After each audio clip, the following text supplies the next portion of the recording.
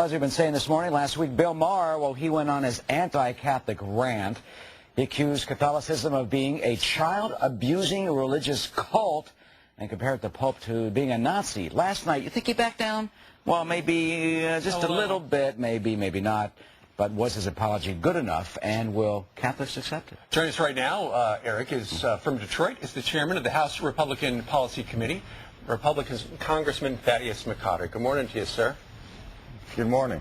All right, so Bill Maher last night, apologized. Okay, the Pope wasn't a Nazi, technically, but he didn't apologize for calling the Catholic Church a cult, in particular a child-abusing religious cult, the Bear Stearns of organized pedophilia.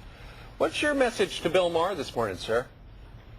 Well, my message is I would hope very much that he would change his mind and actually issue an apology. If you think about it, his remarks about the Pope being a Nazi, it was not an apology. He said he would not do something again based on a technicality, and furthermore said that it was something that distracted from his main point, which was savaging the church and all of its members as if we worshipped at a cult of pedophilia, ascribing the sins of some of the clergy to all of the membership of a billion-person religious organization. So I don't buy that argument. Right. It's very frustrating, but I do think he owes an apology to the victims of pedophilia everywhere, because he says that he did this in a comedic sense and that we aren't taking it properly. When is pedophilia a matter suitable for comedic treatment? Good point. Absolutely. Well, you know, Congressman, you're a Catholic. You went to Catholic school, member of the Knights of Columbus. Why do you think comedians like Maher and others think it's open season and it's fine to make cracks like this? Well, it's not just Catholicism, it's Christianity, it's religion in general. You have a zeitgeist in the country, you have a zeitgeist in the world of traditionalists versus secularists, and the secularists are virulent. The Catholic Church, which has always been a minority in this country, which has been a target of people such as the Ku Klux Klan and the Know Nothing Party throughout its existence, this is nothing new. The secularists understand that a religion based upon fundamental truths is anathema to them and dangerous to their plans to put forward a government that gives you rights as opposed to a government which we have that is created due to our God-given inalienable rights. All right, Congressman, we want to continue the conversation. We've got more to talk to you about regarding the Pope, because I know you've seen him a number of times this past week. So stand by there in Detroit. Meanwhile, we're continuing our conversation with Thaddeus McCotter. He's a congressman, and he's out in Detroit. Congressman, we want to talk to you a little bit about the Pope's visit. But first, going back to Bill Maher for just a moment. I know that 6 members of the U.S. Congress did write a letter to the president of HBO saying that Bill Maher had completely gone over the line. Did you sign the letter? No, I was not asked by Vito to do it, but I would have if I had been. We're on the same page with this. Okay. And we would ask for an apology, not a boycott, not a firing.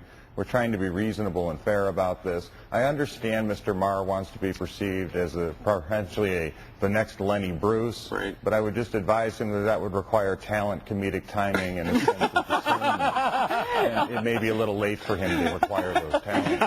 Oh, good points. Congressman McCotter, let's move on to the Pope. As you know, he went to the United Nations yesterday. I'm sure you were listening with rapt attention. Tell us what you thought the most noteworthy moments were. Well, the Holy Father continues from the time he was at the White House visit to the time he was at the UN to continue to stress what is in our Declaration of Independence and what is in the Catholic Church's doctrine. Your rights are from God, not the government. That every individual has inalienable rights to life, liberty, and dignity that a government, a tyrant, or terrorist cannot interfere with.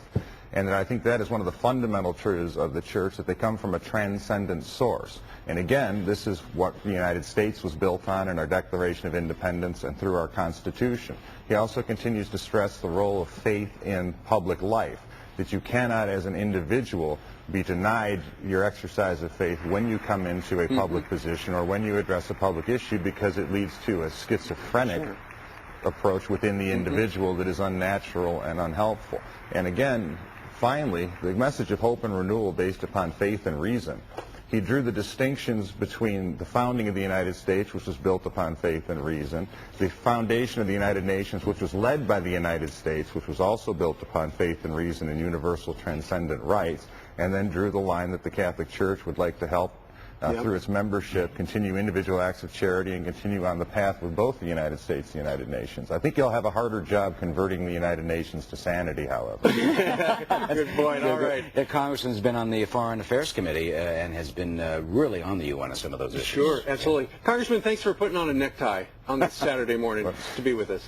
Thanks for having me. Thank All right. you. Thank you, Have a Congressman. great weekend. All right.